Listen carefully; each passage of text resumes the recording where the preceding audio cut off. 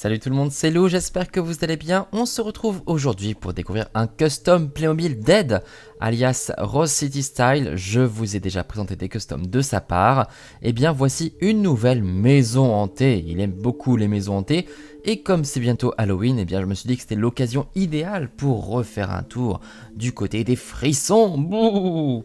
Donc vous reconnaissez bien évidemment la très jolie maison traditionnelle 5302, un modèle que vraiment j'adore, mais qui est ici évidemment un peu plus sombre, un peu plus sali, pour créer une ambiance un peu plus effrayante. On reconnaît également le tout premier vampire Playmobil, c'était un spécial plus, je l'avais celui-ci avec sa cape violette, qu'est-ce qu'il était mignon, et ses grandes dents, quelques petites gargouilles, un arbre inquiétant avec un oiseau qui regarde, et puis la petite barrière du coup pour clôturer là et créer voilà une petite ambiance un peu effrayante. J'adore cette maison, j'aimerais vraiment qu'elle ressorte un jour parce que je la trouve vraiment très très belle. Même quand elle est toute moche comme ça, toute effrayante, je trouve qu'elle a un certain style. On va regarder du coup à l'intérieur. Ouh là là. Dis donc, il y a plein de squelettes, des objets cassés, des objets salis. Il y a une sacrée ambiance dans cette maison, on voit même un cercueil tout en haut, vous voyez? Alors, on va faire pièce par pièce, bien évidemment, et on va donc commencer tout en bas par l'entrée. On arrive du coup dans le salon de Monsieur le Vampire, que l'on voit très bien ici, notre petit Dracula, devant un salon qui reprend les meubles de la première maison Belle Époque. Du coup, vous reconnaissez le fameux canapé rouge, le fauteuil vert, et puis on retrouve aussi la cheminée, là aussi un petit peu salie, mais toujours aussi jolie. Et puis la pendule, l'horloge comptoise, qui est très très belle, ça aussi j'aime beaucoup. J'adore toujours autant les meubles de la première maison Belle Époque. Par pitié, monsieur Playmobil, si tu pouvais ressortir ces boîtes-là, je serais très content. On remarque quelques petits éléments qui ne sont pas des Playmo aussi pour ajouter un petit peu de déco supplémentaire. Déjà, le papier peint aussi qui a été refait, qui est très sympa, très joli, élégant et un petit peu inquiétant quand même. Les motifs sont, on voit presque une araignée, un petit peu stylisée si on veut. On imagine un petit peu ce qu'on veut. C'est comme le test chez le psy, le test de Rorschach. Du coup, là, on a un portrait, également un portrait ancien. Ici, un petit tableau avec une tête de mort, pourquoi pas. Et puis une araignée et des petits crânes à côté des livres. C'est plutôt réussi. Je dirais la chose qui me paraît le plus étrange, c'est le tapis. Un tapis rose qui n'est pas un tapis Playmobil à mon sens. Il me semble pas l'avoir vu dans aucun bâtiment Playmo. Mais c'est pas ce que j'aurais mis. Peut-être un petit peu trop clair, je trouve, par rapport au reste. Encore que c'est plutôt pas mal. J'aime beaucoup en tout cas. Je trouve ça assez sympa. On continue du coup avec une salle à manger. Pas de cuisine dans cette maison. Bon, pourquoi pas. On se fait livrer, tout simplement. On se fait livrer à manger. Une petite salle à manger très sympa qui reprend là encore le mobilier de la maison Belle Époque avec des fleurs noires. Parce qu'évidemment, il faut faire peur. Donc il faut des fleurs noires. Là aussi, un petit dessin pour jeter de la déco. Et puis j'aime beaucoup cette idée de faire une table basse avec une boule de voyance. Voilà, ça crée tout de suite une ambiance assez particulière. Autre chose que j'aimais beaucoup dans cette maison 5302, c'était justement ce volume là, cette espèce de dénivelé, ce petit étage pour créer voilà différents espaces. Même si tout est ouvert, il y a différents espaces qui sont créés dans cette maison, dans ce rez-de-chaussée, et je trouvais ça très sympa. On retrouve d'ailleurs un tapis similaire, mais ici tout vert clair, qui, je trouve, fonctionne un petit peu mieux avec le côté maison hantée. On va pouvoir passer à l'étage, du coup, qu'est-ce qui se passe juste au-dessus? C'est une chambre avec un très beau lit à baldaquin qui, lui, nous vient du château de princesse. Pas de la maison Belle Époque, c'est le château de princesse, celui-ci. Un lit vraiment très beau, que j'aime là aussi beaucoup, avec un corbeau qui est posé juste au-dessus, une décoration ou un animal, comme on veut, on imagine un petit peu ce qu'on veut.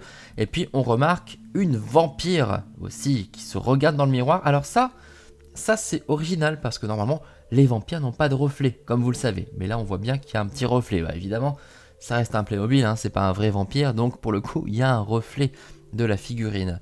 On remarque aussi l'armoire qui, elle, vient pour le coup de la maison Belle Époque. Donc il y a un petit peu un mélange des éléments. Et toujours ce même type de tapis, là, cette fois-ci noir et orange. Le papier peint avec des têtes de mort, je le trouve aussi très sympa. Enfin, sympa. On se comprend, hein, ça crée une ambiance. En tout cas, ça marche très très bien. Et alors, cet immense miroir, je trouve que c'est superbe, ça marche parfaitement. On continue la petite visite. Je vous emmène dans la salle de musique avec des squelettes qui jouent de la musique. Un petit peu comme dans la précédente maison hantée, c'est marrant de retrouver des squelettes musiciens, je trouve que c'est très sympa, avec différents instruments, un piano, un tuba, une trompette, la partition bien évidemment, un meuble, un secrétaire juste à côté pour pouvoir ranger des papiers potentiellement, avec un très joli papier peint qui est là et plutôt du côté fantomatique. C'est assez rigolo. Regardez ces petits fantômes, comme ils sont trop mignons, vraiment. Je le trouve très sympa, moi, ce papier peint. Un accès à la terrasse par la double porte. Et puis toujours ces fameux tapis. Voilà, cette fois-ci orange. Voilà, je trouve que c'est sympa. Une petite salle de musique. Ça manque d'ailleurs dans les maisons traditionnelles. Ce serait bien de retrouver une petite salle de musique. Ce serait assez sympa. Tout de suite, ça crée de l'élégance quand même. On est sur quelque chose de très très classe. Voilà, un beau piano comme ça dans une maison, ça crée du style. On va passer du coup à l'étage supérieur. A noter qu'il n'y a pas les escaliers. Hein. Les escaliers n'ont pas été mis.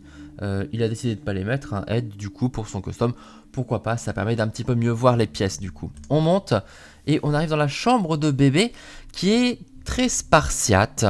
Avec un papier peint abîmé, c'est le papier peint d'origine mais qui a été un petit peu abîmé pour le style. On retrouve du coup des éléments de la première maison Belle Époque. Hein. Et il n'y a pas grand chose, hein, une chaise haute, un berceau dont il manque le petit voile là pour faire joli, une poupée debout comme ça qui se dresse, ça c'est effrayant quand même je trouve. Hein. Ça fait vraiment peur. Franchement, côté ambiance, bon, ça fait froid dans le dos. Et puis une poussette comme ça, un jouet, hein, une poussette de jouet pour les bambins, pour mettre la poupée justement, qui est là un petit peu comme ça, avec le cheval aussi qui est au sol.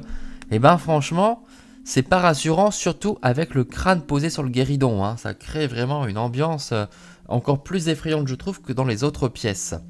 Dernière pièce, sixième et dernière pièce, et ben là pour le coup, c'est ambiance grenier. Hein. On a des objets en vrac cassés, un bout de barrière, un bout de porte, des malles, là une sorte de, je sais pas, des morceaux de meubles cassés, une jardinière là aussi. On voit pas très bien. Ça c'est un panier, je crois reconnaître un panier. Là ça doit être une desserte je pense. Et puis ici carrément un cercueil et on voit un squelette ou je ne sais pas une créature prête à émerger du cercueil pour nous faire peur. Bouh, ça aussi c'est effrayant. Moins effrayant, le papier peint, très coloré pour le coup, c'est le papier peint d'origine de la maison 5302, un petit peu sali évidemment pour ajouter un peu d'ambiance, mais c'est vrai que le côté couleur pastel, tout de suite ça fait beaucoup moins grenier, c'est beaucoup plus mignon, ça retire un petit peu d'effet effrayant, mais pour le coup, je trouve que c'est assez réussi. Voilà, je trouve que dans l'ensemble, c'est un très beau custom de maison hantée. Et ça me donne toujours envie d'avoir une vraie grande maison hantée à compléter.